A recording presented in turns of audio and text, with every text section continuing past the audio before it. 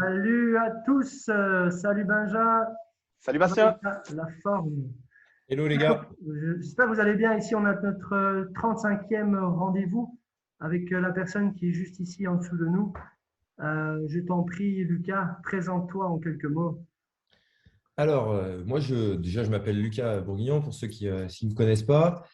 Je suis écologiste de la vie. Alors, on aura le temps d'échanger là-dessus après, parce que je travaille sur Paris depuis un an et j'avais du mal un petit peu à définir mon activité, parce que je ne fais pas vraiment de coaching sportif, je ne fais pas vraiment de posturologie, je ne fais pas non plus de patron moteur, je ne fais pas non plus d'hypnose, mais je fais un peu tout ça en même temps.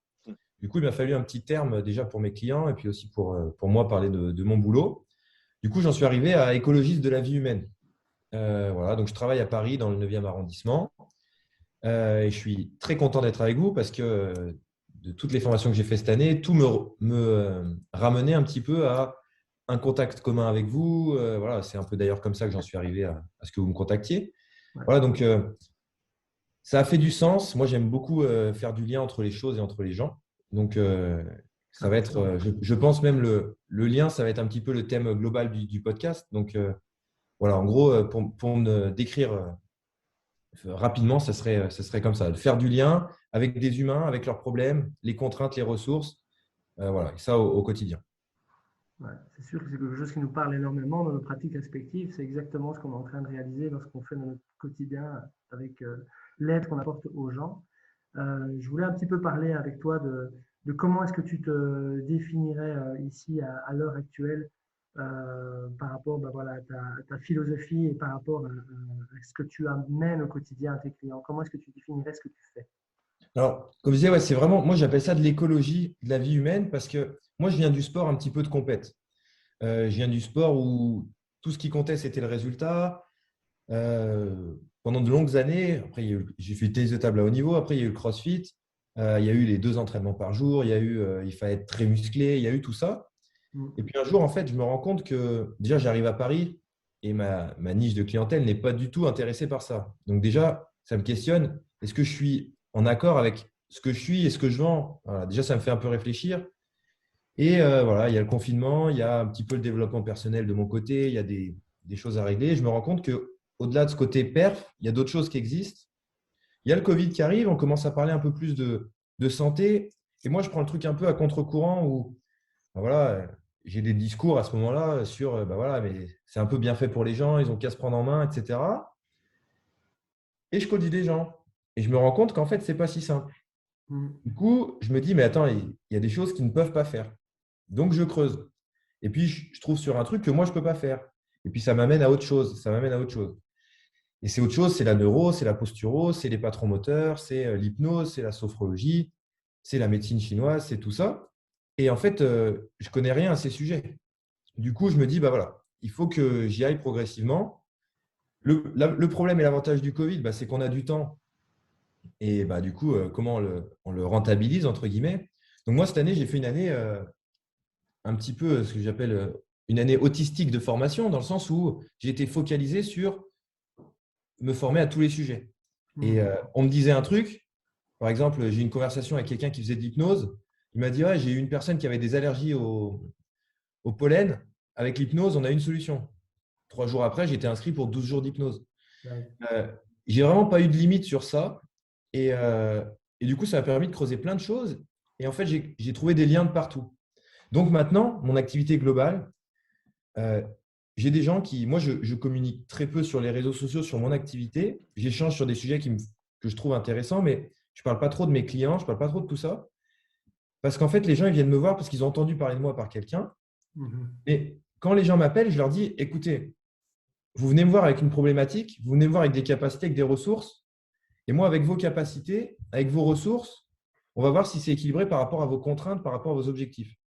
Donc, en fait, le but, c'est de la surcharge progressive, hein. On reprend un truc très connu dans le sport. Il y a les capacités du client que j'ai, il y a ses ressources, il y a les contraintes de sa vie. Et moi, je fais le lien entre tout ça. C'est pour ça que j'appelle ça de l'écologie, parce que l'écologie, au sens de la planète, c'est gérer les ressources de la planète pour que la planète puisse vivre confortablement. Ben, je fais exactement la même chose, mais à l'échelle humaine. Le seul truc, c'est que je me suis rendu compte que les ressources n'étaient pas que physiques et que c'était impossible de dissocier le cerveau, du corps, de l'esprit, des émotions, de la famille. Voilà. Donc, en gros, je fais un lien entre tout ça pour essayer d'amener le client qui est mal dans son point A à un point B où il est mieux.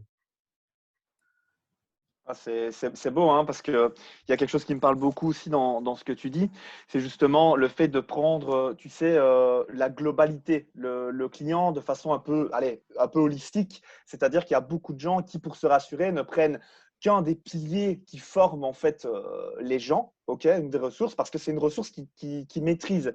Et en fait, moi, j'entends beaucoup de gens qui disent, voilà, il faut s'hyper spécialiser si tu veux être bon quelque part. J'entends et je suis d'accord avec ça. Mais il y a un moment aussi où quand tu t'hyper spécialises, il y a peut-être aussi, comment dire, un ensemble de choses que tu ne vois pas. Donc, je pense que là où je suis énormément d'accord avec toi, et je pense que Bastien, c'est la même chose, c'est que il faut s'hyper spécialiser si tu veux vraiment être exceptionnel quelque part, mais il faut savoir aussi pouvoir échanger, comme tu dis, connect the dots, connecter les points avec les gens.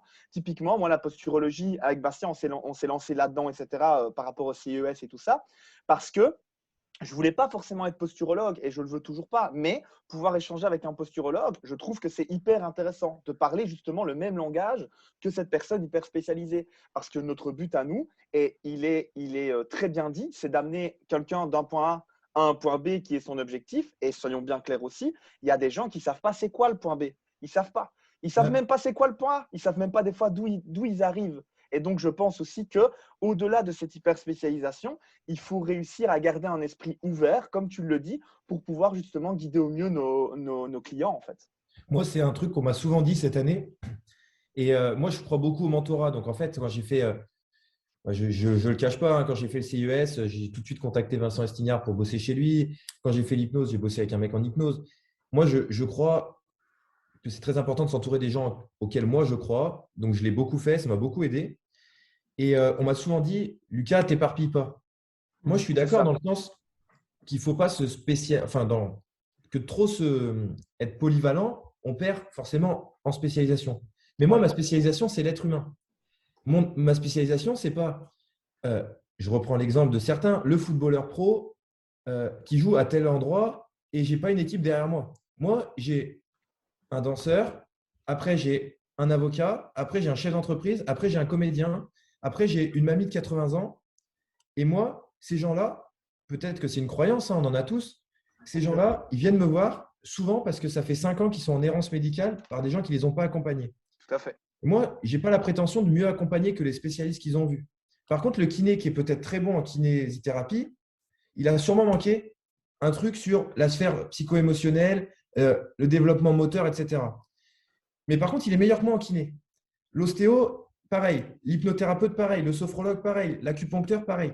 Et moi, j'ai vocation à être ce soleil au milieu qui rayonne par des gens qui, eux, ont une hyper spécialisation et avoir autour de moi je vais prendre un exemple qui va nous parler, un orthoptiste spécialiste de la convergence oculaire pour les personnes qui ont du strabisme.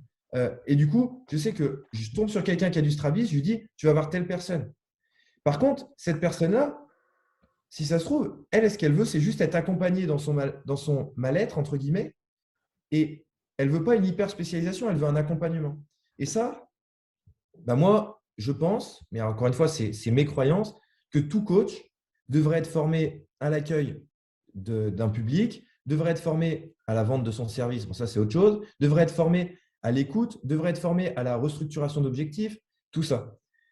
Parce que, en fait, on a des humains en face de nous et comme on va reparler du point A et du point B, la personne, elle vient me voir, elle a mal au dos. Il y a 1000 raisons de pouvoir avoir mal au dos. Et le but, c'est une phrase que j'aime bien, c'est il faut chercher l'éléphant avant la souris. Ok, elle a mal au dos. Toi, tu vois un truc qui te semble très pathologique. Tu vois avec elle, tu essayes de bosser là-dessus. Si ça fonctionne et qu'elle a plus mal au dos, bah, tu as réglé son problème.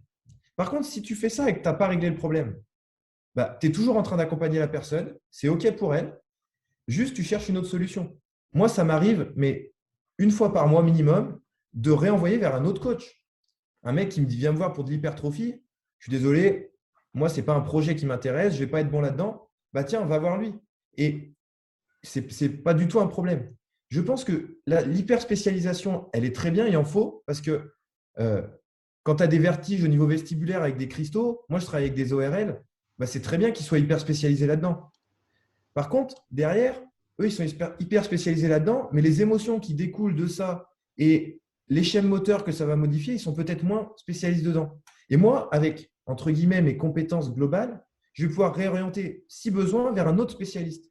Mais par contre, on vit dans un monde où tous les spécialistes sont déconnectés les uns des autres. Donc, de toute façon, il faudra qu'il y ait des gens, à un moment, qui fassent le lien. Ben moi, j'aime les liens et je veux être cette personne-là pour mes clients. C'est super intéressant parce que justement, ça me fait penser justement au travail Andy Haynes, qu'on a interviewé d'ailleurs sur le podcast. Ouais, c'est un très bon podcast. Exceptionnel en euro en rapport avec le basketball. Et c'est exactement ce qu'il a fait. Il a créé des partenariats et des liens justement avec différents. Il a créé un réseau extraordinaire. Il a été trouvé diététicien, trouvé des gens spécialisés dans tout ce qui est préparation mentale, etc., etc. Il a créé vraiment son réseau pour faire en sorte que sur sa plateforme, quand tu es joueur de basket et que tu veux être suivi par lui, eh ben lui, il fait les liens et tu es suivi par différents professionnels quand tu le payes, entre guillemets, lui. Et c'est ça qui est extraordinaire, c'est qu'au moins, il n'y a pas de mauvaises informations qui circulent. Tout est centralisé. Alors, on s'est connecté, fatalement, comme on disait tout à l'heure, un peu les points plus facilement, fatalement. Ben, moi, là, tu vois, par exemple, je suis allé faire la formation de Paul Landon ce week-end. Ouais. Les 4 jours, à la fin des 4 jours, moi, les réflexes archaïques, ça fait 1 an que je travaille avec. Je les ai vus avec le CES, je les ai vus avec Matt, je les ai vus avec plein de gens. J'ai lu tous les bouquins de Paul, j'ai vu tous les podcasts, j'ai fait ses vidéos YouTube. J'arrive là-bas, je ne découvre pas.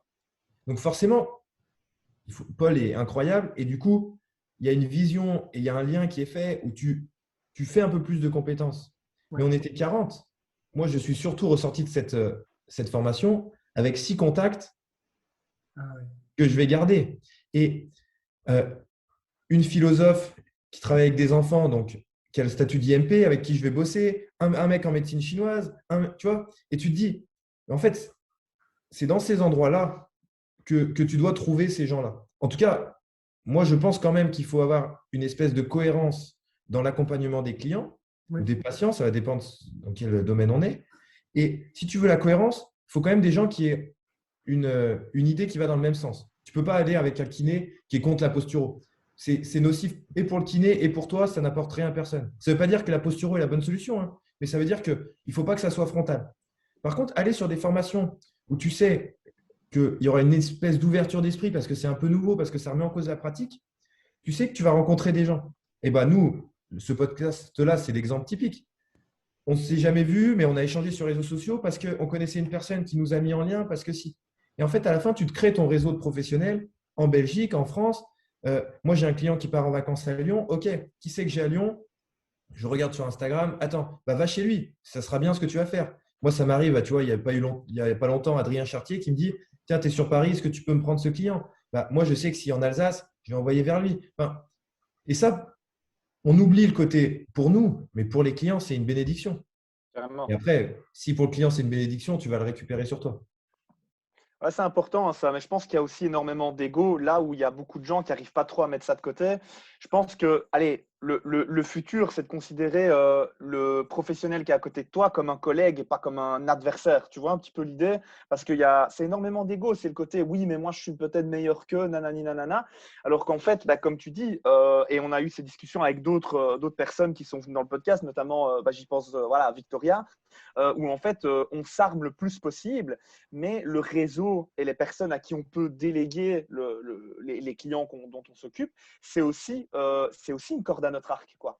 Parce que c'est, comme tu dis, c'est le but, c'est que le client il se sente mieux, c'est que la personne qui vient de nous trouver se sente mieux, et que si on est désarmé face à quelque chose comme typiquement un orthoptiste ou des choses comme ça, je n'ai pas du tout les compétences d'un orthoptiste, eh ben, il faut avoir vraiment cette intelligence émotionnelle et pas avoir trop d'ego pour pouvoir déléguer à la personne qui va aider le client. Parce qu'au final, on est tous à regarder dans la même direction. Et si on est tous à regarder dans la même direction et à aider la personne, en fait, on avance tous et en fait, on s'aide tous. Mais ce n'est pas toujours facile d'avoir ce genre de discussion avec un professionnel, quoi. On reprend mon exemple de l'écologie. Si tu fais ton tri chez toi tout seul et qu'à côté, ton voisin, il roule en 4x4, etc., tu n'as pas d'écologie dans l'environnement proche. C'est un peu pareil chez l'humain. il faut du positif, il faut que ton client il s'entoure de positif. Tu n'es pas toute sa vie à son client. Je disais déjà, les séances avec moi, il y a les clients que j'ai le plus souvent, je les ai 3 fois semaine. C'est énorme. Mais 3 fois semaine, c'est 3 heures. 3 heures, c'est ridicule, tu vois. Après, comment eux, ils font leur quotidien? Et après, même des fois, tes aides, c'est pas un professionnel, c'est le conjoint, la conjointe de ton client. Tu vois, on parle d'exercices, d'auto-renforcement, de trucs comme ça. Mais ils ne vont pas le faire avec toi parce que tu les vois qu'une fois peut-être. Donc, c'est le conjoint. Et là, c'est le conjoint qui devient, entre guillemets, le professionnel. Donc, toi, il faut que tes outils, en plus d'être OK sur le fait que tu n'as pas tous les outils, ceux que tu as, faut que tu les mettes à la disposition de tous. On en parlait en off tout à l'heure aussi. Euh, Moi, je n'accepte plus, et je suis rigide là-dessus, je le sais, je n'accepte plus qu'en 2021-2022, un coach se sente démuni. Tu as le droit d'être démuni, tu as le droit de… Mais par contre, tu ne dois pas te sentir démuni dans le sens où, à côté de toi, tu as quelqu'un qui saura. Si tu ne sais pas, tu auras quelqu'un qui saura. Et maintenant, le à côté de toi, c'est le monde entier. Tu ne sais pas, on le sait tous les deux, tous les trois très bien. On est en contact avec Matt, c'est le Canada. Il y a 6000 kilomètres. Tu lui envoies un message, bon, s'il n'y a pas le décalage horaire, il va te répondre, tu vois. Tu te dis, maintenant, tu n'as plus le droit d'être démuni. Et là, on parle d'un sujet qui est important, c'est la santé des gens. Ouais. Donc, tu vois, on va reprendre l'histoire de la boîte à outils. Tu as un clou à planter dans ton meuble. Toi, si tu n'as pas les bons outils, tu vas essayer de planter le clou avec une fourchette. Tu vas peut-être y arriver, mais le clou, il va être tordu. Bah, c'est un peu ce qu'on fait avec nos clients. Si tu n'as pas le bon outil, ne fais pas. Et tu appelles le bricoleur du coin, il va venir avec un vrai marteau précis, il va taper, le clou va être rentré, tu auras gagné du temps, tu auras gagné de la santé, tu auras gagné de la satisfaction client, tout le monde sera gagnant. C'est vrai. Moi, j'avais une question par rapport au fait de responsabiliser ses clients. Et c'est quelque chose pour moi qui est très important parce que en fait, ça permet d'avoir une continuité dans son travail et de garder une forme de motivation chez la personne aussi à continuer à faire pour elle-même. Et je me demandais comment toi, tu arrivais à responsabiliser tes clients au quotidien. Alors, moi, encore une fois, ça va être une réponse un peu rigide. Il y en aura quelques-unes, normalement pas trop. Ouais. Moi, déjà, tous les projets auxquels je ne crois pas, je n'y vais pas. Mhm. Dans le sens où ils ne sont pas écologiques pour moi, donc ils ne seront pas écologiques pour le client. Donc, si j'y crois pas, je n'y vais pas. Okay. Depuis, je dirais septembre, mais même un peu avant, moi, la première séance de tous mes clients, c'est un bilan postural. Je me suis rendu compte que je n'avais aucun problème de continuité dans l'activité et de motivation intrinsèque quand la personne était équilibrée. Ça, il y a la formation Perso Neuro de Matt, qui est pour moi une pépite en ligne. Moi, honnêtement, si on refait un podcast dans 6 mois, je dirais peut-être le contraire. Pour le moment, tous les gens que j'ai eu équilibrés, émotionnellement, ça allait mieux. Et quand émotionnellement, ça va mieux, que le niveau de stress a baissé, si l'objectif est encore là, parce que des fois, tu vois, tu as un mec qui vient te voir et te dit je veux perdre 7 kilos. Mais en fait, ce n'est pas du tout ça l'objectif. Tu en parlais tout à l'heure. Ça se trouve, l'objectif, c'est juste ma copine m'a quitté, je ne me sens pas bien, tu vois, un truc comme ça. Une fois que tu l'as équilibré posturalement, une fois que tu as travaillé les émotions, une fois que tu as libéré un petit peu toutes ces contraintes, va émerger le vrai objectif ou va émerger l'objectif qui était déjà là. Et derrière, c'est facile de bosser. Moi, après, il y a aussi un truc, il faut être aussi franc. J'ai des séances qui coûtent assez cher. Donc, ça limite aussi ceux qui hésitent. Parce qu'on vit dans un monde où l'argent étant tellement important que quand tu t'investis financièrement dans un projet, déjà, tu crées une dynamique. Donc après, une fois que tu as réglé le problème de la motivation, entre guillemets, intrinsèque, même si j'aime pas ce terme, une fois que tu as réglé le problème de la motivation, une fois que tu as réglé le problème de l'engagement, et une fois que tu as réglé le problème de la compréhension, parce que moi, je me dis toujours ça, pour conclure là-dessus, si la personne, elle ne fait pas, c'est qu'elle n'a pas compris à quel point c'est bien pour elle. En hypnose, on dit une personne fait à chaque instant ce qui est le mieux pour elle. Donc, si le mec, il fume 3 clopes, c'est mieux pour lui. OK. Par contre, là, il dit, j'ai un cancer des poumons, je vais très loin dans le débat, il faut que j'arrête de fumer. OK. Qu'est-ce que ça t'apporte de fumer?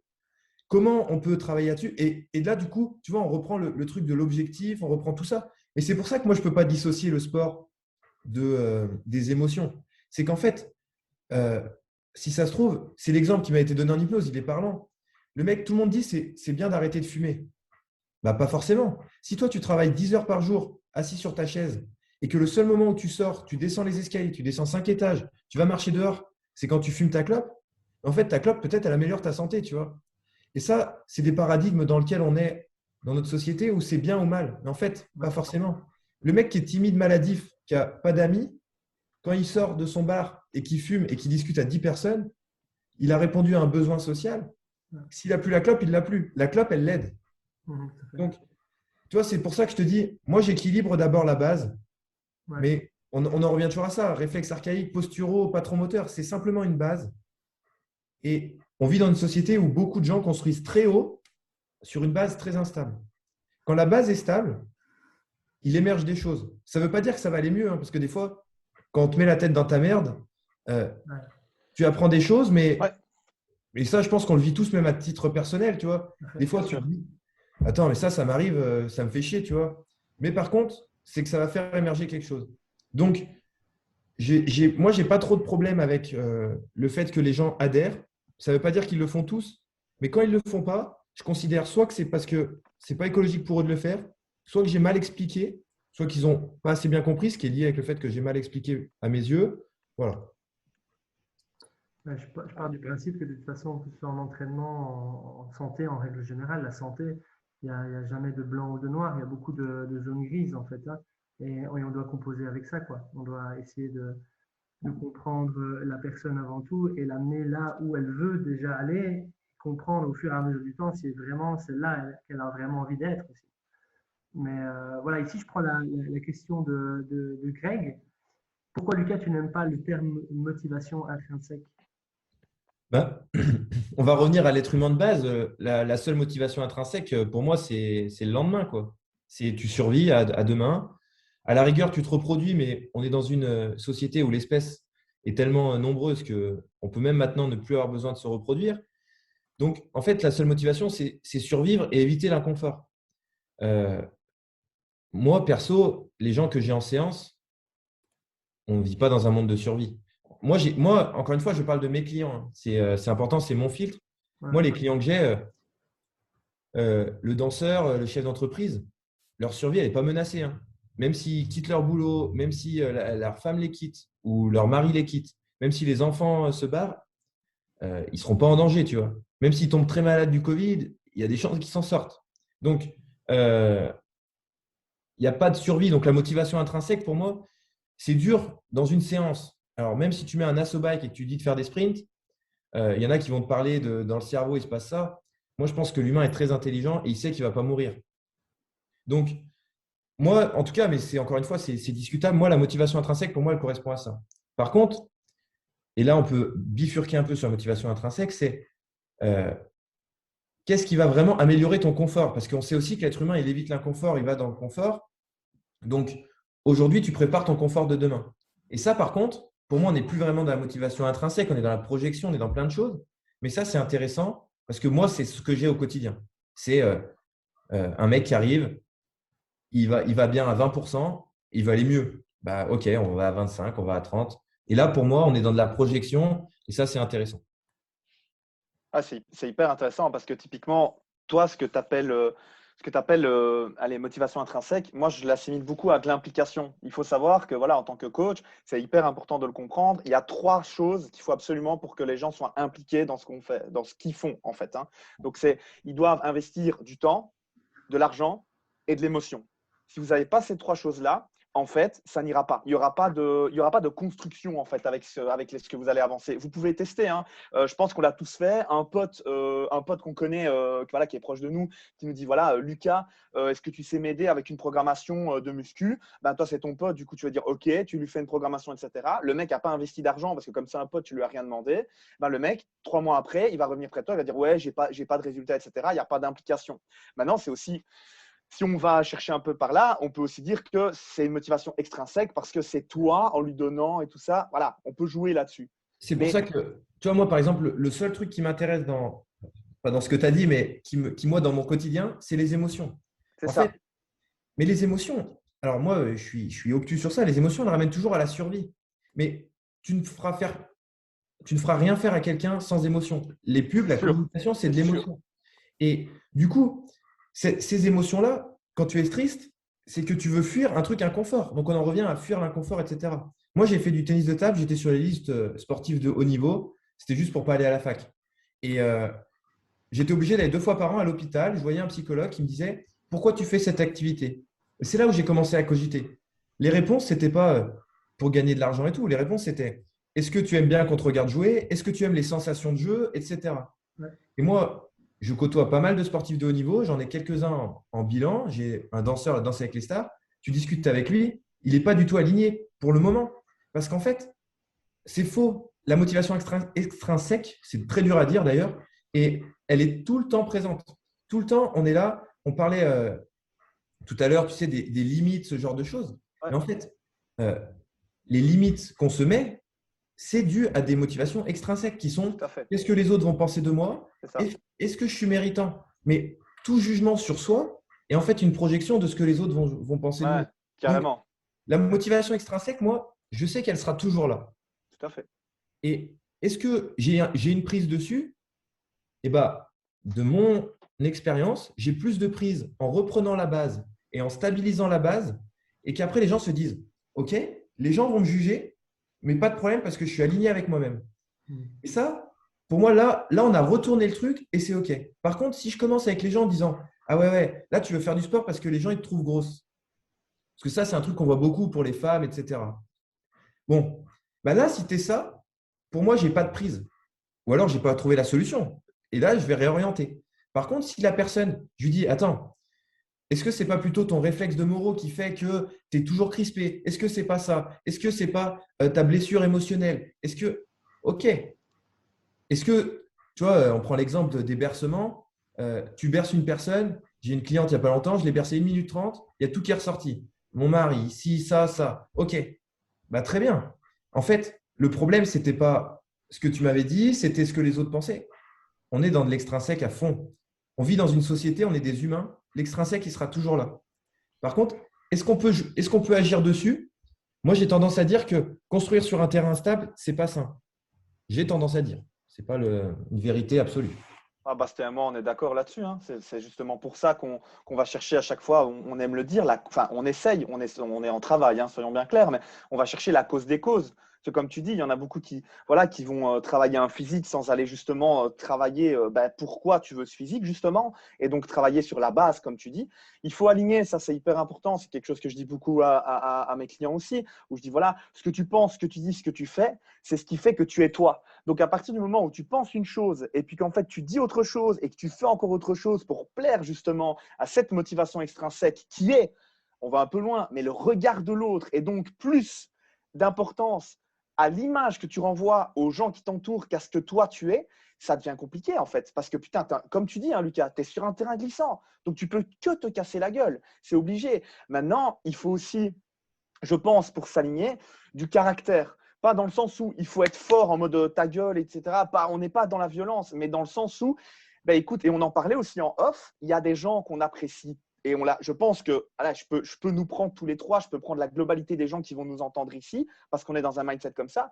On a perdu des gens qu'on appréciait parce que ces gens-là ne comprenaient pas qui on était ou qui on était en train de devenir par ce choix d'alignement, en fait.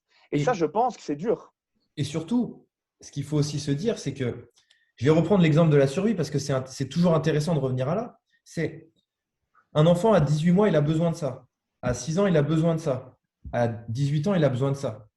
Ce n'est pas la même personne, il n'a pas les mêmes besoins, il ne se tourne pas vers les mêmes personnes. Mais à 24 ans, à 26 ans, à 28 ans, c'est pareil. Ouais. Comme tu dis, on perd des gens. C'est vrai, moi, cette année, c'est l'expérience que j'ai faite. J'ai gagné plein de personnes autour de moi qui sont très intéressantes. J'en ai perdu quelques-uns parce qu'en fait, on est des êtres sociaux qui, on revient à la survie, ont besoin des autres pour survivre, même si ce n'est plus trop le cas actuellement, mais dans des millions d'années, on a besoin de ça. Ouais. Donc, on s'est entouré de gens qui nous apportent quelque chose pour fuir notre inconfort, pour aller vers du confort. Sauf que ton confort d'aujourd'hui n'est pas le même que dans un moment. Et beaucoup de coachs de développement personnel, ils vont jouer un petit peu sur ça en disant on s'en fout du regard des autres. Mais si tu es un être humain et que tu t'en fous du regard des autres, tu vas mourir. Parce que t'en foutre du regard des autres, ça veut dire aussi que tu ne respectes plus la loi, c'est-à-dire que tu traverses au milieu de la route. Tu sais, je prends des exemples très bateaux, hein, mais ça veut dire que en fait, tu arrêtes de tout faire. Mais le problème, c'est que toi, tu vas mourir, les gens autour de toi vont mourir. Et ça, c'est quand même le regard des autres est important. Tu prends un sapiens d'il y a 300 000 ans, si je me trompe sur les dates, vous me pardonnerez, il, il sortait de sa grotte au mauvais moment quand il y avait les tigres, il se faisait bouffer. C'était un homme ou une femme de moins pour la tribu, ça faisait chier tout le monde. Donc ça n'arrivait pas. Le regard des autres était important. Maintenant, on vit dans un monde où on confond regard des autres et opinion, dans le sens où on s'en fout que l'autre te trouve beau ou pas beau, tu vois. Ça, on est dans la superficialité, etc. Par contre, ce que l'autre pense de toi, c'est important. Parce que quand ton client arrive, et j'ai eu le cas l'autre fois, quelqu'un me disait pourquoi je ne communiquais pas. Moi, je veux éviter tous les curieux.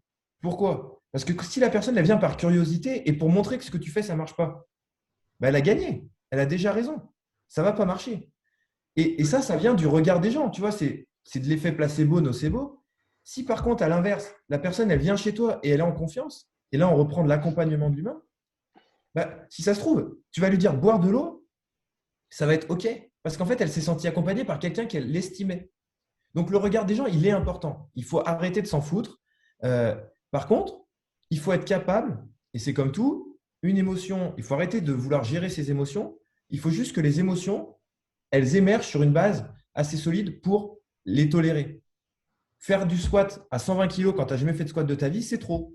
Par contre, faire du squat à 120 kg quand la semaine dernière, tu as fait 3 reps à 115, c'est une surcharge progressive, ça va te faire progresser. Donc, pour moi, il y a un côté, déjà les mots, pour moi, c'est très important, les mots qu'on utilise. Et je trouve que on vit de plus en plus dans un monde où on s'en fout des mots. On dit, tu vois, on met regard des gens sur un truc, on met la posture, tu vois, c'est un truc, c'est posture, position. Là, l'autre fois, je voyais un débat sur pliométrie, tu vois. C'est des trucs où on laisse passer pendant 20 ans. Ensuite, le mot est ancré et ça ne dérange plus personne.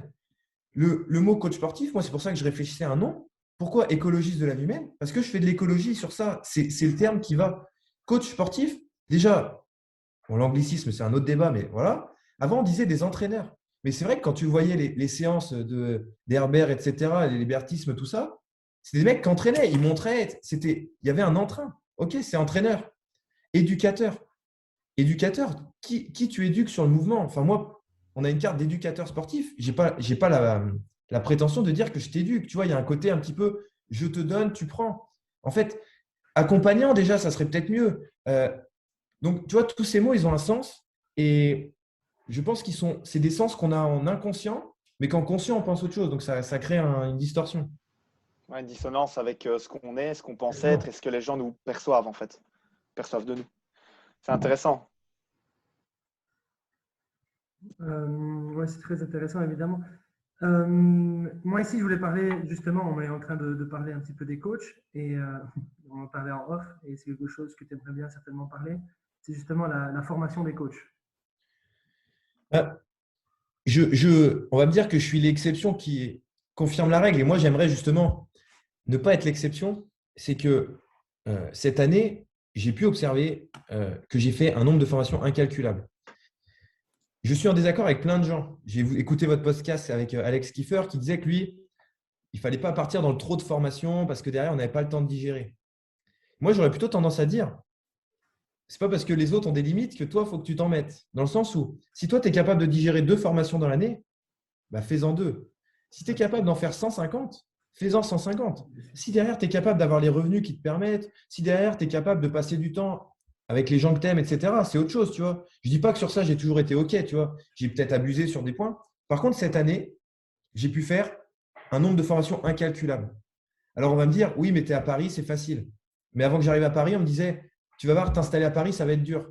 En fait, il y aura toujours quelque chose pour ne pas le faire.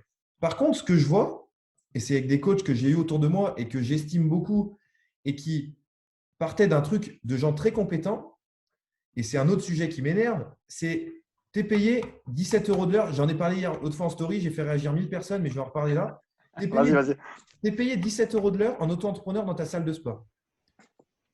Tu me dis que tu ne peux pas te former. Bah, c'est vrai. Je n'ai pas d'argument à dire. Tu es payé 17 € de l'heure. Tu payes tes 25% de taxes. Tu arrives à 12 € de l'heure, 13 €. Mais 13 €, tu n'as pas de mutuelle, tu n'as pas de vacances, tu n'as pas de congé payé, tu es en dessous du SMIC. Donc, en plus, en général, les profs de CrossFit, il y a des salles qui font coacher 6 heures de suite. C'est un autre problème pour les adhérents, mais ça pose visiblement de problème à personne. Ou alors, tu coaches 2 heures, tu es obligé de t'arrêter 2 heures et tu recoaches. Donc, en fait, tu n'es pas payé 17 euros de l'heure les 6 heures. Tu es payé 17 euros de l'heure 4 heures sur 6. Donc, déjà, tu as perdu. Voilà. Bref. Donc, déjà, tu te fais avoir. Si en plus, tu fais des personal training dans la salle, tu dois donner des sous à ta box. Donc, déjà, la box, elle t'enfume sur ton salaire et en plus, elle t'enfume sur tes personal training. Donc, ça rend complètement ouf. Et en plus, elle ne te libère pas pour être formé. Qu'est-ce qui se passe dans 1 an? Tu coaches mieux qu'au début. Tu as pratiqué avec 1000 personnes. Mais tu coaches mieux dans ton cercle. Du coup, qu'est-ce que tu vas faire? Ta box, elle va te payer. Tu as fait le level 1 de CrossFit, elle va te payer le niveau 2. Elle va te payer, si elle est un peu ouverte d'esprit, Conjugate. Elle va te payer des trucs, c'est top. Tu vas te former dans un domaine qui est précis. Et derrière, tu te retrouves, toi, il y a un mec qui te parle d'une formation, on va prendre l'exemple de Labo RNP, parce que c'est des gens qu'on connaît un peu, qui est qualitative. Et tu ne peux pas te la payer. Tu ne peux pas la faire. Et je dis le CrossFit, mais je côtoie beaucoup de profs de yoga, c'est pareil. Ils sont un peu mieux payés sur Paris. Tu vas dans une salle de sport, c'est pareil. Moi, je suis arrivé à Paris, j'avais cherché du boulot, j'avais postulé pour une salle de CrossFit, j'avais postulé pour un Keep Cool, etc. Et en fait, tu t'enfermes. Tu t'enfermes. Et du coup, les coachs sont mal formés. Du coup, ils ont un business. Et là, on en revient. Ton boulot, c'est d'être entrepreneur. C'est un autre sujet, on déviera après. Ton boulot, c'est d'être entrepreneur. Tu ne peux pas entreprendre. En fait, tu es un preneur, c'est tout. Parce que tu prends ce qu'on te donne. La salle de CrossFit, elle te dit, mais attends, c'est hyper qualitatif. Parce que je te donne 25 heures par semaine. C'est génial, 25 heures par semaine. T'imagines, à la fin du mois, tu vas avoir 2000 euros. Et encore, il faudra refaire les calculs, mais je pense que c'est à peu près ça. Et toi, tu te dis ça, sauf que ces 2000 euros, tu en donnes une partie. Tu as bossé samedi, dimanche, le matin à 8 heures, etc. Et derrière, toi, tu veux partir en formation parce que tu as un truc qui te plaît bien. Du coup, tu es dans un carcan fermé. Et moi, je suis sorti du CrossFit. Le CrossFit, c'est génial. Le Level 1, c'est une pépite pour tous les éducateurs, pour tous les animateurs. Par contre, derrière, il y a plein d'autres choses qui se font. Et ces autres choses, elles sont ni mieux ni moins bien que le CrossFit. Mais elles ont le mérite d'exister. Et si toi, tu n'as pas vu tout ce qu'il y avait, et là, on parle de hyper spécialisation, il y a des mecs dans le CrossFit hyper spécialisés, ils s'en sortent très bien. Chapeau à eux. D'expérience, on en connaît tous. Au bout d'un moment, quand ils ont monté la montagne de l'hyper spécialisation, ils se disent merde, je suis allé dans le mauvais sens. Ou en tout cas, je suis allé dans un sens, il y en avait un autre. Ouais. Et du coup, ce sens-là, pour moi, il devrait être accessible à tous les coachs. Donc, et ça, c'est ma conviction profonde, parce qu'en France, on aime bien râler sans proposer de solution. Moi, ça fait 1 an que je chie ouvertement par manque d'humilité sur tous ces coachs. Je plaide coupable. Et puis, au bout d'un moment, tu te regardes dans le miroir et tu dis Lucas, tu chies sur tout le monde. Qu'est-ce que toi, tu as fait pour les aider? Là, je fais ma formation que je proposerai au coach. Elle aura le mérite de valoir ce qu'elle veut, ce qu'elle vaut. Et moi, j'y mets tout ce que je peux donner. Je me sens hyper légitime à le faire parce que c'est ce qui, moi, m'a aidé et c'est vraiment ce que je pense va aider des coachs. Ouais. Et cette formation, elle arrive. Au moins, j'ai fait ma part parce qu'après, il faut aussi être aligné avec toi-même. Tu ne peux pas être énervé par un sujet sans comprendre ce qui t'énerve. Et en fait, ce qui m'énerve, c'est que moi, si j'avais eu ça au début, j'aurais encore plus gagné de temps et que ça se trouve, je me serais lancé avant. Et pour revenir avec un peu de bienveillance, on va prendre Alphonse. Comme ça, c'est un prénom qu'il n'y a pas trop d'Alphonse en France. Je vais me heurter avec personne. Et Alphonse, il sort de son BPGEPS. Il n'est pas au courant de ça. Déjà, il ne sait même pas qu'il faut demander sa carte pro. Il arrive sur l'URSSAF. Il ne sait pas qu'il faut demander l'ACRE. Enfin, tout ça, il ne le sait pas. Mais ça, ce n'est pas normal. Donc, en France, il faut qu'il y ait des gens qui l'expliquent. J'en ai pas trouvé. Je serai cette personne. Si d'autres l'expliquent mieux que moi après, ce sera super pour eux. Pour l'instant, moi, je vais essayer de l'expliquer comme moi, je l'ai compris, comme moi, je peux le donner. Et ça, je trouve que avant, on disait qu'il n'y avait pas assez de coachs. Maintenant, il y a trop de coachs. Il y en a de partout des coachs. Mais qui s'occupe de ces coachs? En fait, le créneau à prendre, c'est de coacher des coachs. Voilà. Moi, je ne vais pas attendre d'avoir 35 ans et qu'on me dise « ça fait combien de temps que tu bosses ?» Ok. Moi, ça fait 1 an que je coach. Par contre, en 1 an, j'étais au point A du client, on va revenir, j'étais au point A du client malheureux. Maintenant, je suis au point B du coach heureux. C'est-à-dire que j'ai mes revenus qui me permettent de me former où je veux, j'ai mes revenus qui me permettent de vivre confortablement. C'est arrivé pour plusieurs raisons. Ces raisons-là, je vous les explique dans une formation. Ça vaut ce que ça vaut, mais honnêtement, c'est avec une école en plus SSCS que j'aime beaucoup. Vous connaissez pas mal de gens qui font ça. Il y aura le CPF, il y aura le FIFPL. C'est vraiment une formation qui va être accessible à tous. Normalement, ces pépites et les gens vont avancer. Donc, Et- moi, c'était important pour moi dans mon écologie. On reparlait entre ce que tu disais et ce que tu faisais, d'arrêter de chier, entre guillemets, sur tous ces coachs et de sortir un peu la tête de l'ego et de se dire, Lucas, si ça te génère autant de haine, c'est parce qu'en fait, toi, tu es touché personnellement par ce sujet. Maintenant, qu'est-ce que tu peux faire pour soigner cette blessure, entre guillemets? Bah, c'est ma formation. Et ça, c'est beau. Et pour continuer à teaser un petit peu, moi, j'aimerais bien, tu vois, là, les gens qui nous écoutent, qui nous entendent et qui disent, ouais, mais Lucas, c'est bien beau ce que tu dis là, mais comment est-ce que toi, dans les faits, parce que je pense que nous trois, on est comme ça beaucoup, on a besoin d'exemples pratiques et je suis certain que les gens qui nous écoutent aussi. Et juste pour teaser un petit peu, parce qu'on veut pas, je veux pas que tu me donnes du contenu de ta formation, parce qu'il faut que vous ayez l'affaire, les gars, il faut que vous ayez la voir, vu ce qu'il est en train de nous raconter. Mais quelle a été, et on en a parlé aussi un petit peu en off, hein, c'est pour ça que j'en parle maintenant.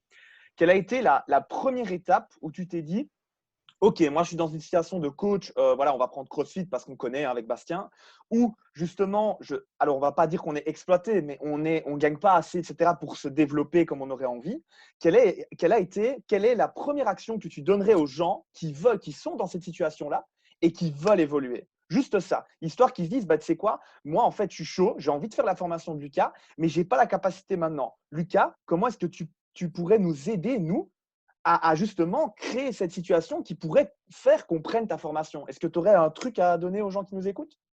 Je cherchais si je l'avais sur ma table, mais je ne l'ai pas là. Pour moi, on en revient aux émotions. Il faut que vous créez des émotions. Pour moi, une des émotions les plus motrices, c'est la peur.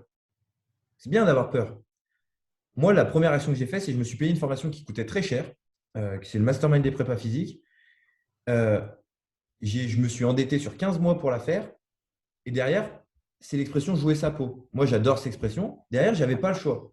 En fait, et là, on revenait à de la survie. C'est-à-dire que ce n'était pas de la survie, demain, j'allais mourir. C'est juste, tu es au chômage. J'ai eu la chance de vivre à ce moment-là avec une femme incroyable qui croyait en moi et qui m'a permis de me développer et qui m'a poussé un peu à le faire. Et du coup, tu te dis, bah, OK, je le fais. Une fois que c'est fait, si à la fin du mois, tu n'es pas OK, tu n'es pas OK du tout. C'est-à-dire qu'à la fin du mois, il y a un moment, il faut manger, il faut se payer des trucs, tu n'as plus rien. Moi, j'ai fait ça. C'était simple. C'était réussite ou fin. Réussite ou fin. Et il y a une phrase que j'aime bien, c'est il y a un plan A et le plan B, c'est de faire le plan A en mieux. Dans le sens où, quand les gens me disent, ouais, je la fais, mais si ça ne marche pas, bah, ferme-la. Parce que si ça ne marche pas, c'est déjà un conditionnement. On parlait de ce que tu disais tout à l'heure, entre ce que tu dis et ce que tu fais. Donc, quand tu n'as pas le choix, on reprend l'exemple, par exemple, du mec qui a un tigre qui court derrière lui. Il ne se dit pas, ouais, si ça ne marche pas, bah, tant pis. Non, il n'y a pas de tant pis. C'est tu réussis ou ça s'arrête. Et ça, moi, je pense que les coachs, on vit tellement dans un confort tout le temps, tout le temps, tout le temps. C'est hyper dur de sortir sa zone de confort. Le problème, c'est que quand ton boulot, c'est de faire sortir la zone de confort des gens, au bout d'un moment, il faut quand même que toi, tu sois capable. Donc, moi, le conseil que j'ai donné aux gens, c'est ayez peur ou ayez suffisamment de bonheur à le faire. De mon expérience, dans la société dans laquelle on vit, c'est plus facile d'avoir peur que d'avoir du bonheur. Donc, prenez le risque. Après, on en revient à un truc, et moi, c'est important quand même de le préciser, tu ne feras pas quelque chose qui n'est pas écologique pour toi. Si ta base n'est pas solide, quelqu'un qui a un problème de stimulation au niveau du pied, à chaque fois qu'il pose le pied par terre, c'est une mauvaise information au cerveau. Le cerveau, il n'est pas con, hein. Il va arrêter de bouger le pied, parce que comme ça, il n'aura pas de mauvaise information.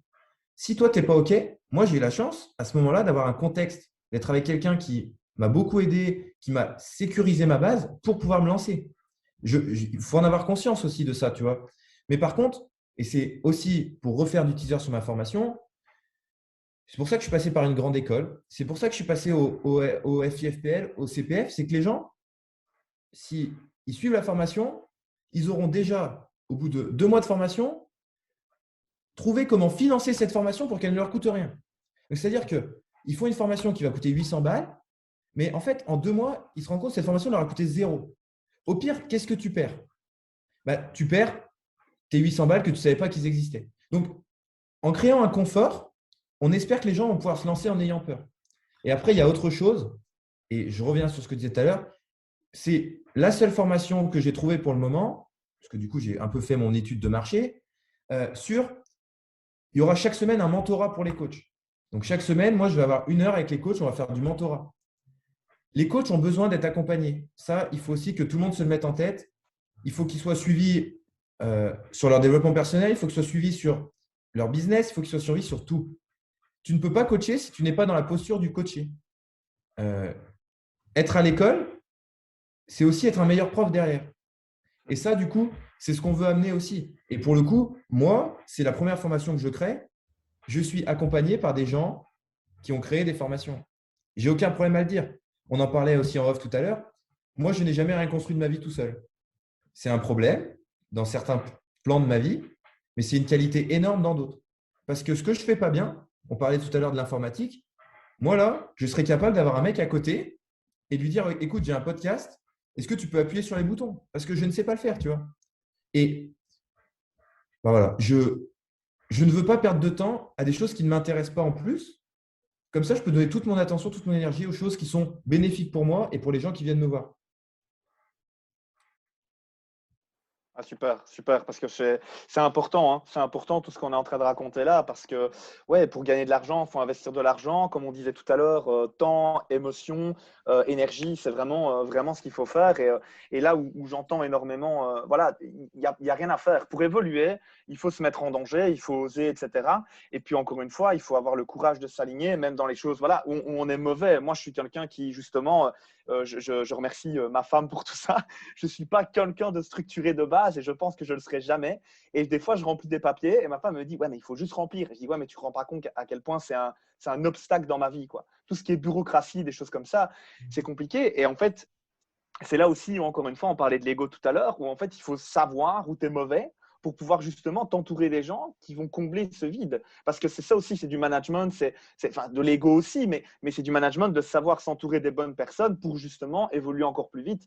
Et là aussi où j'ai envie de rebondir, c'est que typiquement dans nos classes, donc dans nos groupes de CrossFit, je vais faire des trucs dégueulasses aux gens. Il faut être honnête, on fait des trucs dégueulasses. On leur fait tester les limites, on leur fait apprendre des choses sur eux-mêmes.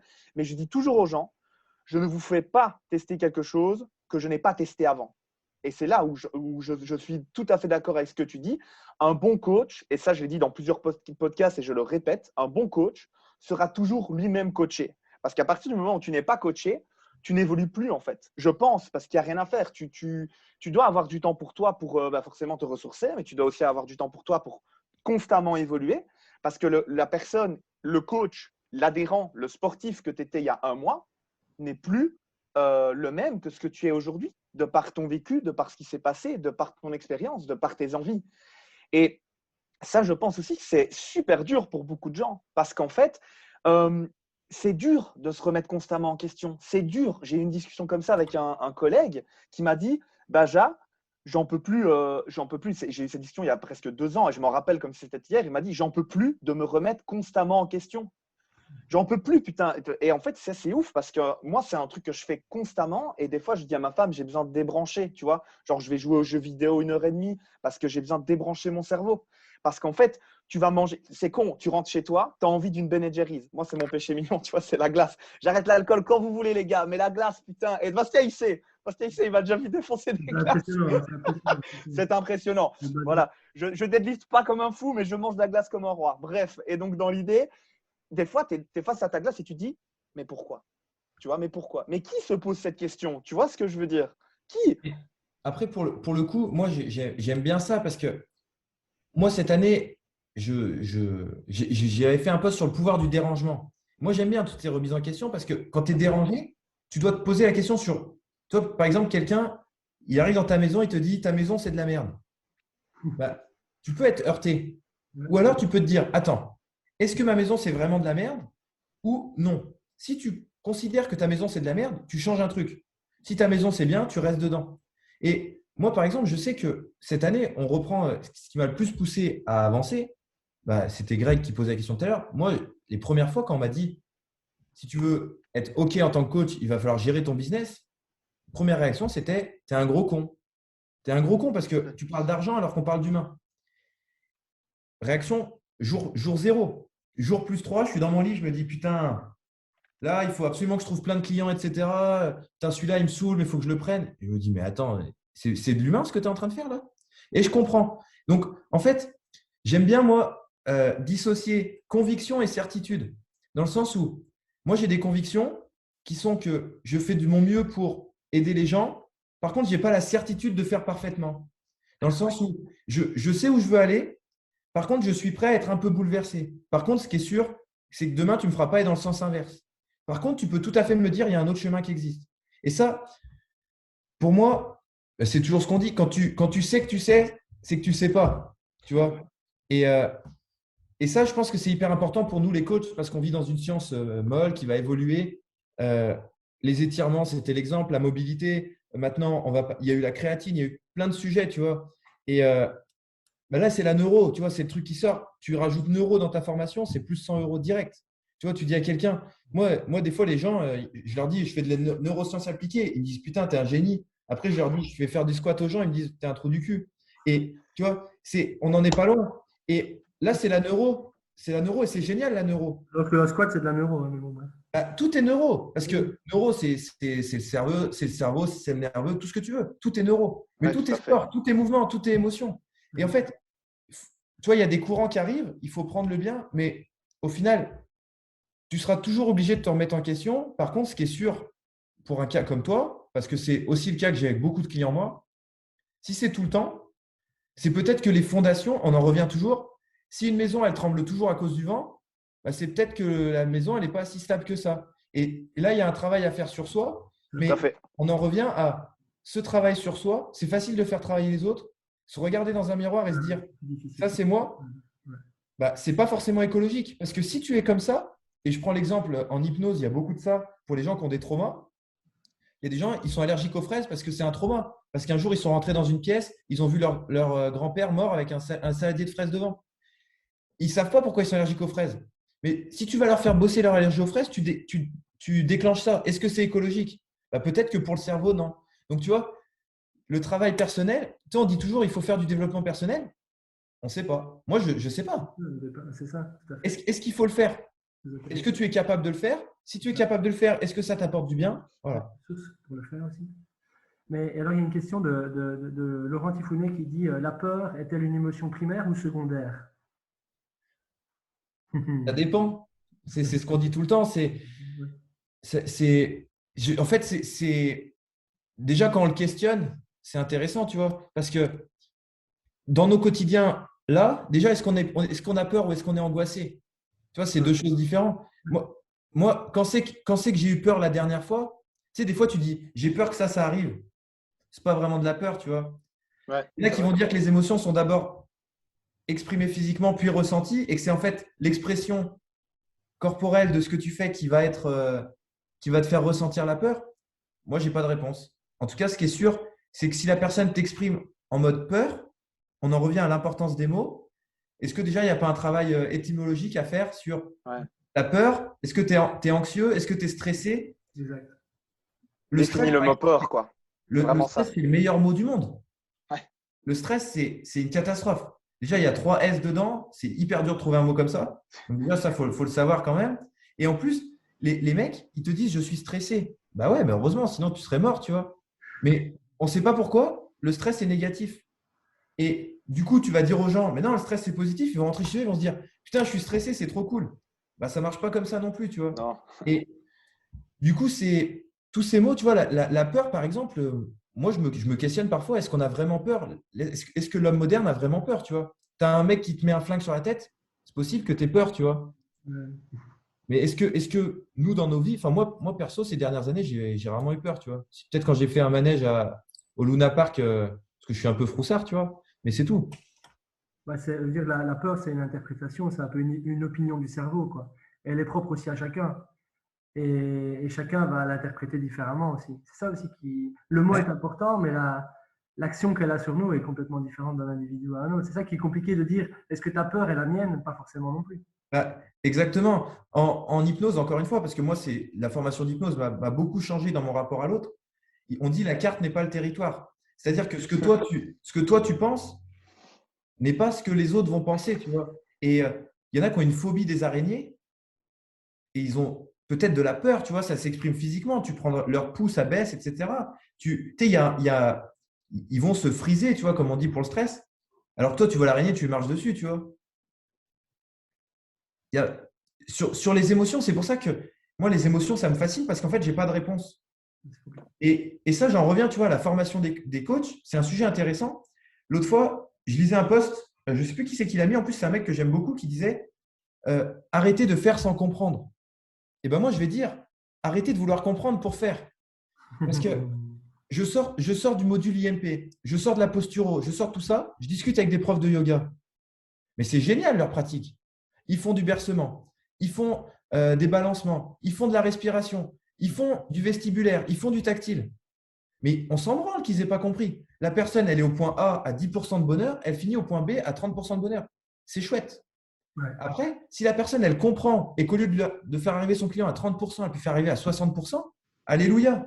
Mais là, on parle de l'élite, entre guillemets, tu vois. Un enfant, quand il commence à marcher, il ne se dit pas, alors, je vais lever une jambe pour lever une autre jambe pour marcher. Il essaye. Et Il ça marche, agit. ça Il marche. agit. Il agit par le jeu, surtout. Et moi, je pense que ça, moi, j'ai un cursus scolaire, j'ai fait mes 3 ans de STAPS, 4 ans parce que j'ai redoublé, comme tout bon STAPsien.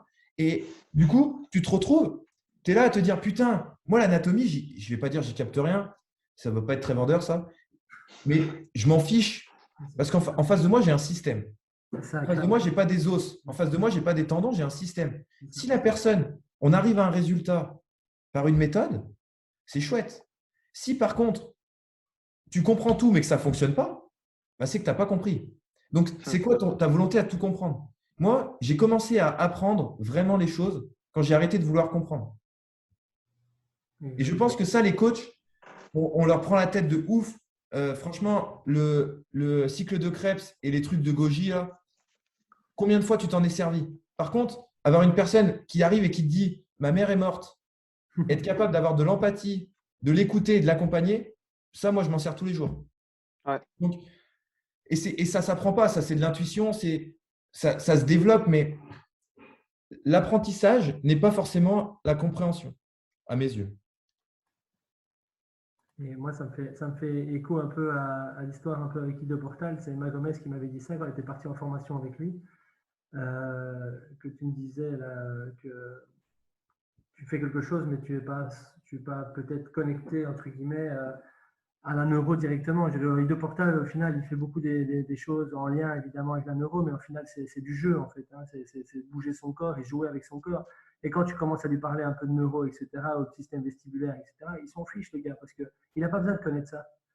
Son application, elle est ce qu'elle est, et il a les résultats avec ce qu'elle est. Et c'est pas pour autant qu'il doit se bourrer l'esprit à savoir qu'en faisant ça, il travaille comme ça, il travaille comme ça. Non, il a des résultats sur le terrain avec sa méthode. Et en plus, il est aligné avec ce qu'il veut. Ouais. Tu vois, moi, j'ai eu l'exemple il n'y a pas longtemps d'un débat sur les étirements avec quelqu'un qui m'assure, oui, mais quand je fais des étirements à la fin de séance, les gens sont bien. Bah, continue de faire les étirements. Ça se trouve, c'est juste parce qu'ils ont respiré, c'est juste parce qu'ils sont connectés. Ça se trouve, c'est les étirements. Moi, je m'en fiche. Si, c'est OK.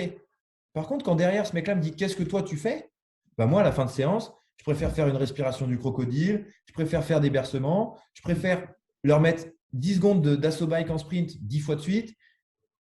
Moi, je vais faire avec mon postulat. Les gens, ils viennent me voir parce qu'ils me font confiance. Déjà, c'est un truc du process. Voilà. Donc, des fois, je ne comprends pas tout. Tu vois, Julien Pinault, par exemple, il dit sûrement plein de choses hyper intéressantes. Moi, il y a des choses que je ne comprends pas. Par contre, j'essaye. Et moi, je me suis rendu compte que quand je faisais des sprints assaut bike avec du farmer carry, je ressortais, j'étais complètement HS, mais que 2 heures après, je me sentais trop bien. Bah, que ça soit du lactate, de ça, je m'en branle. Parce que dans mon application terrain, je suis heureux quand j'ai fait ça. C'est OK. Et pour le coup, comprendre, c'est vraiment la tannée. Parce que on en parlait tout à l'heure, quand tu lis un livre en anglais, quand tu veux comprendre un truc, ça va t'amener à autre chose. Du coup, il va falloir comprendre l'autre chose. Et après, c'est les poupées russes, tu t'en sors jamais. Alors que des fois, à la première poupée, tu avais la solution pour le client au jour J. Oui, là où je suis tout à fait d'accord, en fait, c'est que il faut pas forcément. Alors, il faut pas forcément. Je vais nuancer le terme. Donc ici, on a une remarque très, très pertinente de Greg qui dit, OK les gars, mais c'est quand même mieux de comprendre le pourquoi et le comment vous avez des résultats. Bien Je sûr. suis d'accord, et ça, je pense qu'on est tous d'accord là-dessus, parce que quelque chose qu'on comprend, il est duplicable et surtout, il est utilisable à la bonne personne au bon moment. Donc ça, là-dessus, on est d'accord. Là où je rejoins énormément Lucas, c'est que des fois, tu vas faire, je sais pas, il va t'arriver un truc. Moi, c'est quelque chose qui m'arrive beaucoup. J'explore énormément. Donc, je vais faire des choses et puis je vais tenter un truc. Je vais me dire, tiens, OK, je comprends qu'il y a ça. Et en fait, tu vas avoir un résultat auquel peut-être tu ne t'attends pas. Et en fait, c'est en ça que c'est important, je pense. Et c'est en ça que c'est à ça que Lucas est en train de, c'est de ça que Lucas est en train de nous expliquer, de nous parler. Excusez-moi, je vais y arriver.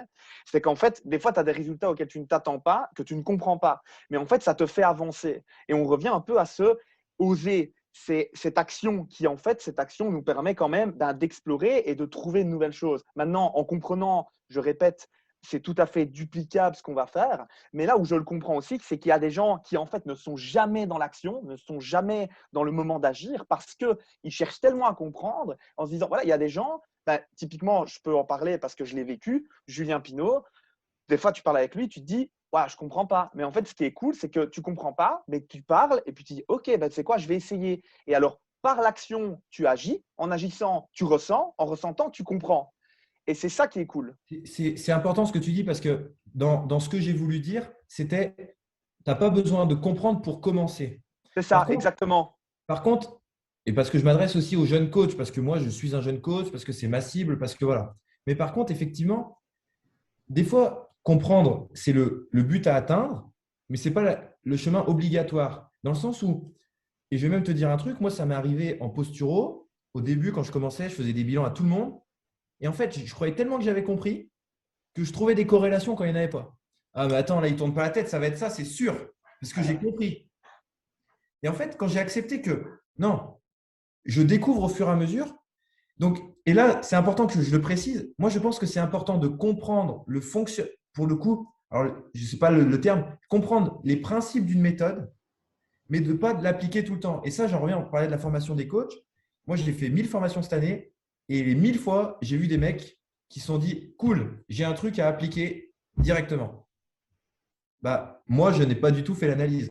J'ai fait Brico, je suis désolé. Euh, Tout le monde me dit, oui, mais chez Brico, c'est semelle à tout va. Bah, moi, je n'ai pas compris ça. J'ai compris qu'il fallait travailler le pied, j'ai compris qu'il fallait travailler les yeux. Voilà. Donc, chacun prend ce qu'il veut. Si toi, tu veux une méthode facile à appliquer, tu peux, mais tu risques de te tromper. Par contre, il y a des principes. Brico, pourquoi il rééquilibre le pied? Bah, parce que ça va neutraliser une information pour pouvoir faire ça, etc. Mais c'est autre chose. Mais après, tu as les principes, tu as la méthode, tu as le concept. Tu sais, c'est des emboîtements. Et encore une fois, on reparle d'outils. Si, par exemple, on reprend l'exemple de Brico, c'est un gros marteau comme outil, est-ce que tu as besoin de prendre ton gros marteau pour planter une punaise? Ou est-ce que tu as besoin de ton gros marteau pour de la pâte à fixe? Bah, peut-être pas. Par contre, tu sais que tu l'as. Et du coup, là, je rejoins un petit peu ce que Greg disait, c'est important de comprendre, parce que si tu comprends, tu sais quoi utiliser et tu gagnes du temps. C'est ça. Et c'était notre conversation aussi. On vit dans un monde, le temps, je ne vais pas prendre la phrase de Thierry Henry, le temps passe et tu ne vois pas le temps qui passe, mais le temps, c'est notre seule monnaie universelle. Donc, tes clients, ils sont pressés. Moi, je vis qu'avec des gens qui sont pressés. C'est un truc de fou. Je suis moi-même pressé. J'ai fait des erreurs comme tout entrepreneur où je croyais qu'il fallait bosser de ouf pour bien gagner sa vie. J'ai fait les malaises dans la rue, les classiques du mec qui travaille trop. Et en fait, au bout d'un moment, je me suis dit non, le temps, c'est important. Et quand tu comprends, tu en gagnes. Donc ça, c'est une certitude. Par contre, d'abord, il a fallu que j'expérimente. Et si j'avais attendu de comprendre, je ne serais toujours pas lancé là. Et là, je vous regarderais au podcast, je me dirais, putain, lui, il a un truc hyper intelligent, mais je n'ai pas trop compris, je ne fais pas. Et en fait, tu te gâches. L'action, on est des humains. Moi, je serais très curieux de rencontrer un humain d'avant pour voir s'il se posait autant de questions. Tu sais, tu disais que toi, tu te posais 1000 questions tout le temps. Mais avant, c'était simple. Est-ce que cette baie a l'air comestible? Oui, non. Fin de Ouais. Survie, point. Ah ouais. Et on a complexifié les choses. Donc, comprendre. Avant, tu comprenais, bah ouais, elle a un goût dégueulasse. Ok, c'est pas bon, tu vois. Maintenant, Regardez sur Google si elle est bonne. ouais. Maintenant, il faut que tu comprennes pourquoi, elle est mûre, etc. C'est galère, tu vois. En plus, dans la forêt, une chance sur deux que tu n'aies pas de réseau, tu es foutu, quoi. T'as raison. Je pense que c'est ça, c'est notre environnement qui a changé, c'est sûr. Notre évolution dans le temps, ce rapport à la technologie qui a changé aussi. Je pense qu'on est sursollicité partout, par les réseaux sociaux, et c'est ça aussi qui nous empêche peut-être des fois d'agir, parce qu'on essaie de se calquer et de se copier à certaines personnes en se disant qu'on n'est peut-être pas capable de faire ce qu'il fait, on se dénigre par rapport à certains. Et le fait de se dénigrer, ça nous ralentit. On n'arrive pas à entreprendre les choses par nous-mêmes. On essaie d'entreprendre les choses par nous-mêmes, mais en fait, on est en train de copier quelqu'un d'autre. En fait, au final, on se perd. Et quand on se perd, après, on n'arrive plus à trouver vraiment sa zone de génie. C'est ça. Je rebondis juste sur ça parce que moi, c'est un truc qu'on m'a beaucoup dit. On m'a dit, oui, mais tu fais la même chose que lui. Si ce qu'il fait, c'est bien, je prends. Moi, si quelqu'un a dit une phrase que je trouve pertinente, après, il faut la reciter. Hein. Moi, je n'ai aucun problème. Tout le monde sait avec qui j'ai bossé, tout le monde sait. Mais il faut arrêter de vouloir être inventeur. En 2021, je reprends l'exemple de la neuro. Il y a des choses qui existent qui sont très bien. Si tu fonctionnes avec ça, c'est très bien. Si tu veux inventer des trucs, tu risques plus d'inventer un truc peut-être nouveau, mais qui ne sert à rien. Tu perds du temps, etc. Il y a des gens qui sont très bons. On est en France, un pays, c'est merveilleux. Tu vois, les mecs qui posent Laurent, Greg, on parle de maths. Il y a des gens très pertinents de partout. Assure-toi d'abord de gagner du temps en profitant de ce qu'eux ont fait. On en parlait. Hein. Moi, c'est un de mes objectifs. Vous en parliez aussi. Il y a des mecs qui ont fait venir maths il y a 10 ans en France. C'était des précurseurs. Maintenant, nous, on est la nouvelle génération. Il va falloir que nous aussi, on soit capable d'amener des choses au prépa physique. Ça, c'est un truc, on a pris, il faut rendre. Moi, c'est comme ça que je vois le truc. Par contre, si c'est pour rendre de la merde, on garde ce qu'on a. Hein. Et il y a quand même beaucoup de gens qui font des choses très bien en France, ou en tout cas dans la francophonie.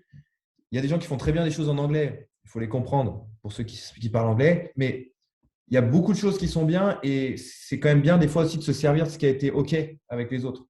Je pense que, comme tu disais tout à l'heure, je pense que créer quelque chose, être inventeur et créateur, oui, peut-être, mais peut-être alors à ce moment-là, peut-être plutôt créer des méthodes, tu vois, par exemple. C'est Kim Benour qui disait, je crois, si je ne veux pas me tromper parce que j'ai eu plusieurs interventions, il disait maintenant, ça n'existe plus le créer, maintenant, c'est du copier-créer.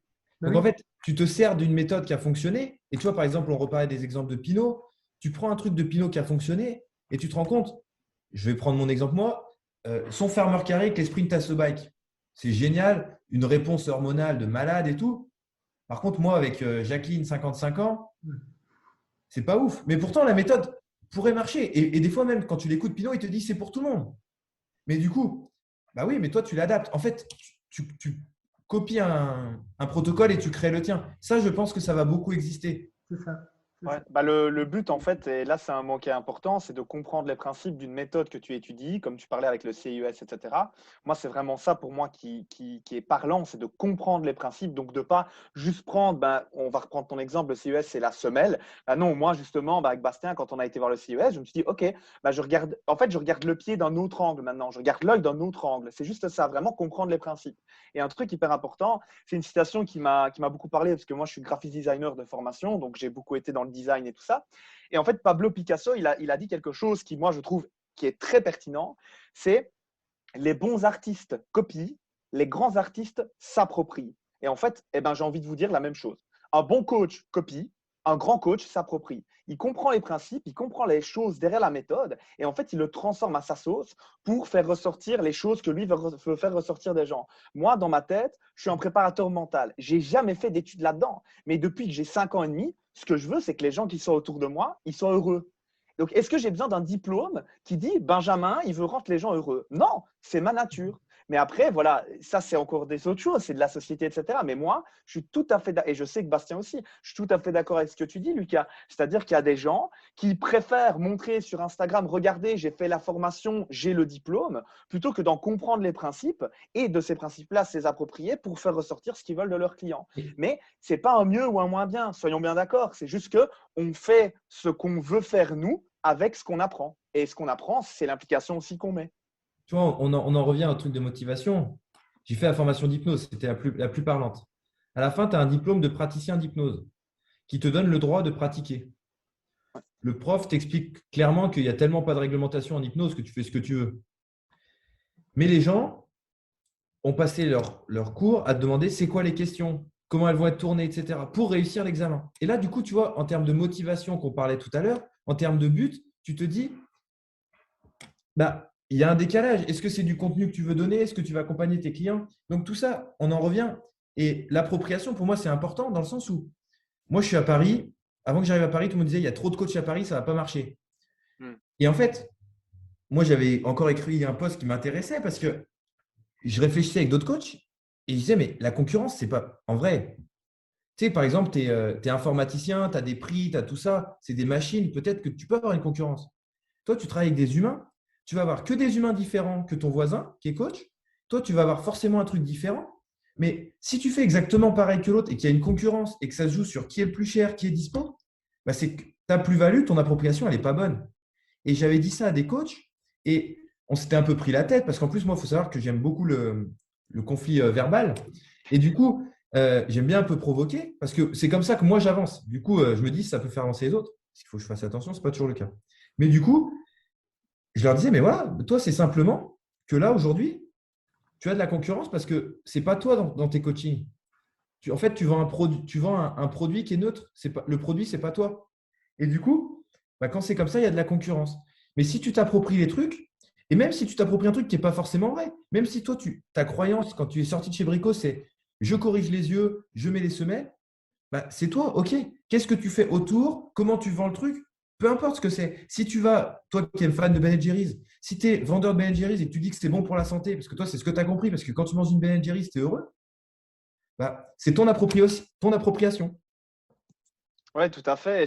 Ça me fait penser à une phrase qu'on avait sortie un peu pépite comme ça avec Victoria, que je ressors régulièrement. C'est en fait, en tant que coach, en tant que personne, je vais dire accompagnant des gens, on est des créateurs de vérité pour nous-mêmes, mais surtout pour les gens qu'on est en train d'accompagner. Et en étant des créateurs de vérité, ça nous donne allez, comment dire, une grande puissance dans les mains. Donc, cette puissance-là, il faut qu'on la mette au service du bien, soyons bien d'accord. Il faut justement, on crée des vérités qui vont justement, de par notre compréhension de tout ce système qui est très complexe et qu'on est en train de commencer à explorer, eh ben, on aide les gens en fait. Mais il faut faire attention à tout ça parce que, allez, comment dire, on ne crée pas la vérité, on crée une vérité. Et ça, c'est important de comprendre la nuance aussi. Oui, là, on en revient, la carte du monde n'est pas le territoire. C'est-à-dire que toi, tu peux penser, j'en reviens toujours à cet exemple, tu peux penser que faire du sport 3 fois par semaine, manger sainement, se coucher tôt, c'est bien pour quelqu'un. Et en fait, cette personne-là, bah, c'est pire pour elle. Ouais, Et ouais. il y a des systèmes nerveux, il y a des hormones, il y a tout ça. Moi, je te dis, il y a 1 an et demi, tu me parlais d'une personne en surpoids, je t'aurais dit, c'est quelqu'un qui ne fait pas d'efforts. C'est vraiment les mots que j'ai faits. J'ai eu des posts pendant le dernier confinement où je me suis dit, je l'ai relis maintenant, je me suis dit, t'es trop con. Mais en fait, c'était ma croyance à ce moment-là. Mais c'est parce que ça reflétait ça chez moi, etc. Et tu vois, accepter, tu vois, par exemple, tu parles d'Ido Portal, il est revenu sur certains trucs qu'il a dit. Tu parles, par exemple, Thibaudot aussi, il est revenu sur ses neurotypes, il a dit un petit peu, tu vois, il a bifurqué. C'est important de se rendre compte que ce que tu as dit en 2020, c'était ta vérité de 2020. Et c'est OK parce que tu y croyais, parce que tu étais aligné avec ça. Par contre, en 2022, si tu penses encore pareil, c'est soit que c'est toujours vrai, et c'est possible, soit que tu n'as pas encore trouvé quelque chose qui réfute ça. Moi, je continue de faire des formations qui ont un lien avec celles d'avant. Je vais faire des formations de Desjardins en posturo, des trucs comme ça. Euh, si jamais ça remet en question ce que je fais là, je ne serais pas triste. C'est que je serais content, c'est un plus. Si ça ne remet pas en question, bah, ça me renforce un petit peu dans mes convictions. C'est OK. Mais aussi, on a le droit à l'erreur, on est des humains. Et on parle de l'ego.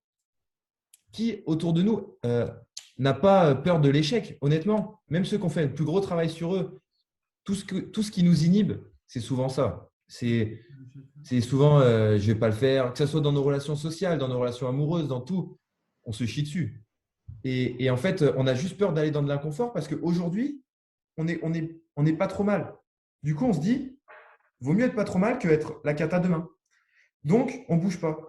Et Ah, c'est vrai. à terme, on ne se développe pas aussi.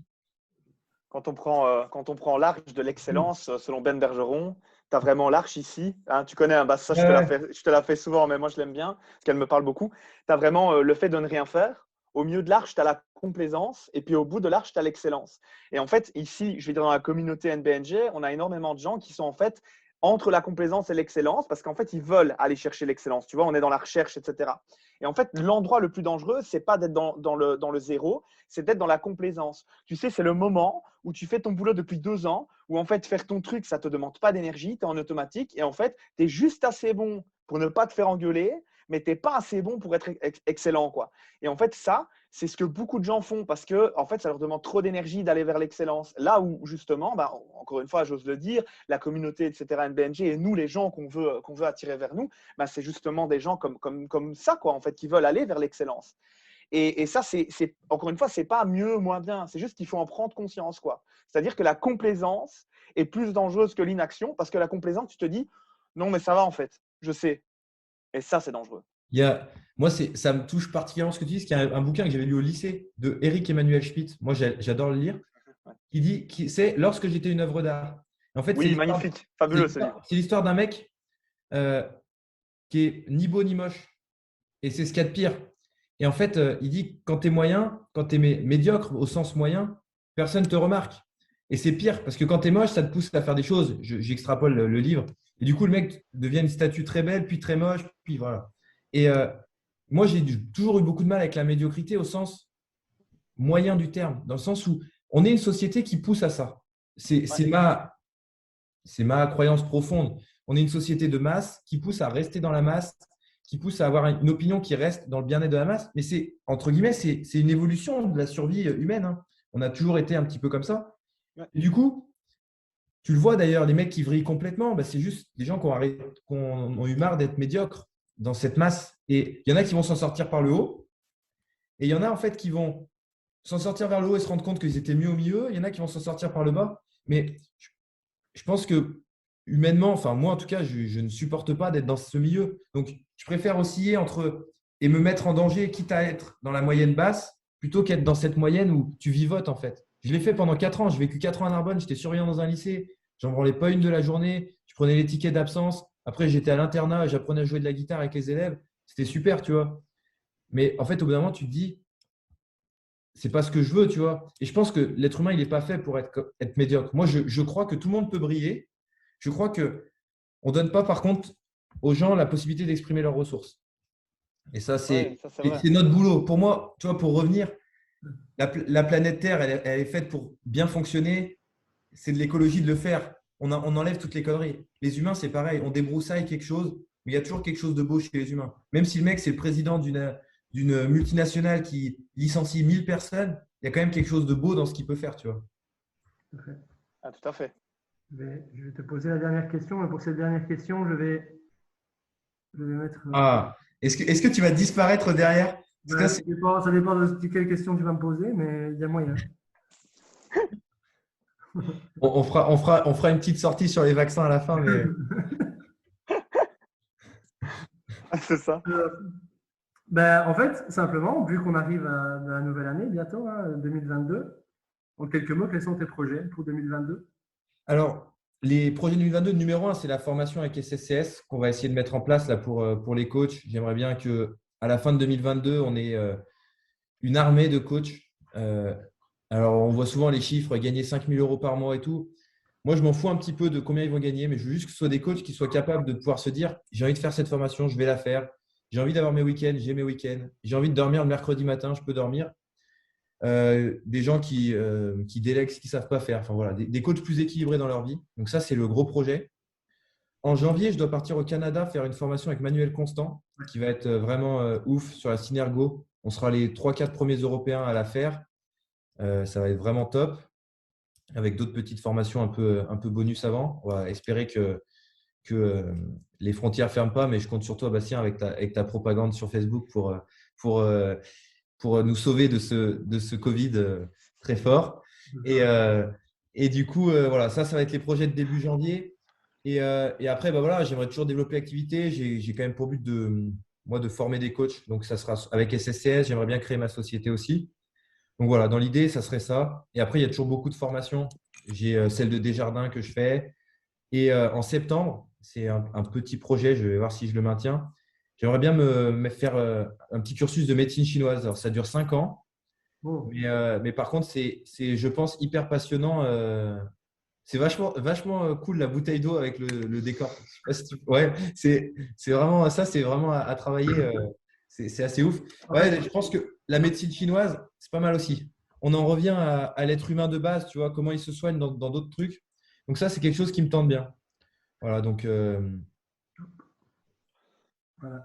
il y a vraiment un champ des possibles à faire avec ta bannière On peut faire plein de choses. qui est assez incroyable. Donc voilà, pour les projets, en gros, c'est quand même dans la continuité de ce que je fais là. J'ai l'impression d'être sur le bon chemin, donc on va essayer de continuer le chemin. On te souhaite que du bon, Lucas, en tout cas. Et on te suit de toute Carrément. façon. Carrément. On continuera à se suivre.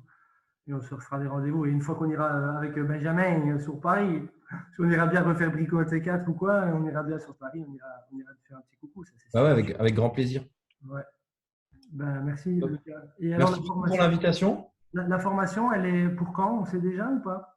Alors normalement, peut-être que je me ferai engueuler par Julien de SSCS. Normalement, le 3 janvier, elle devrait être en ligne en pré-vente. Ouh! Le mentorat va commencer début janvier D'accord. et le contenu total de la formation sera normalement début février en ligne. Voilà. Et tu vas intervenir sur le mastermind ou pas?